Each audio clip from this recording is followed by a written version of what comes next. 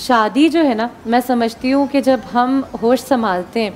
तो एक ऐसा खूबसूरत ख्वाब होता है कि हर बंदी, हर बंदा जो है ना उसको बड़ा सजा के बैठा होता है, बड़ा बहुत ही अच्छे से, क्योंकि ऑब्वियसली कोई भी शख्स, कोई भी इंसान नहीं चाहता कि वो एक से दो को झेले, तो वो एक ही को बहुत बैलेंस लेके चलता है। अच्छा या अमरीन, मुझे आप ये बताएं, एक बहुत सोबर बंदी हो और दिल में स्पार्क तो होता है, ऐसी बात है, कोई ऐसा नहीं होता कि इस तरह की किक या इस तरह का स्पार्क ना हो। आप फिटनेस एक्सपर्ट हैं, आपको क्या लगता है कि एक बंदी को कितना आउटस्पोकन होना चाहिए अपनी पसंद को बताने में कि हाँ भाई मैं तुम्हें पसंद करती हूँ, या हम एक लाइफ पार्टनर बन सकते हैं? अब जो इसमें हम रह रहे हैं, जिस सिचुएशन में है, जिस दौर में हम जी रहे हैं, मेरे ख्याल से इसमें आपको बोल देना चाहिए,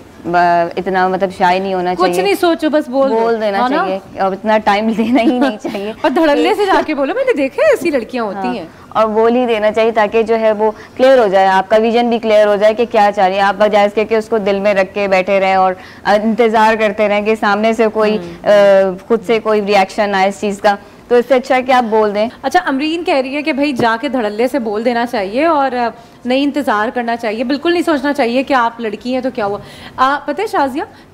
मैंने कुछ जगहों पे ऐसा भी सुना है कि लड़कियों के घरों से भी प्रपोजल्स जाते हैं अगर कोई अच्छा लड़का हो, तो मतलब ये भी एक ज़बरदस्त और मज़ेदार मतलब है कि हम जा रहे हैं वहाँ लड़का देखने। कितना अच्छा, साउंड्स गुड ना, वरना अमूमन होता है ये कि लड़की देखने जा रहे हैं। अब चेंज हो गया, सोसाइटी चेंज हो गई है। बिल्कुल बिल्कुल, अब इसी तरह से है। और ये तो हमारे मज़हब में भी इजाज़त है ना कि आप अगर किसी को पसंद करते हैं, कुछ है, तो आप बता सकते हैं, फैमिली को बता सकते हैं, या आप अगर साथ में पढ़ रहे हैं तो आप समझते हैं कि आप इसके साथ लाइफ, पूरी होल लाइफ गुजारनी है, तो वो गुजार सकते हैं। तो आप ज़रूर एक दूसरे से शेयर करें। फिर ये कि पेरेंट्स को भी शामिल करना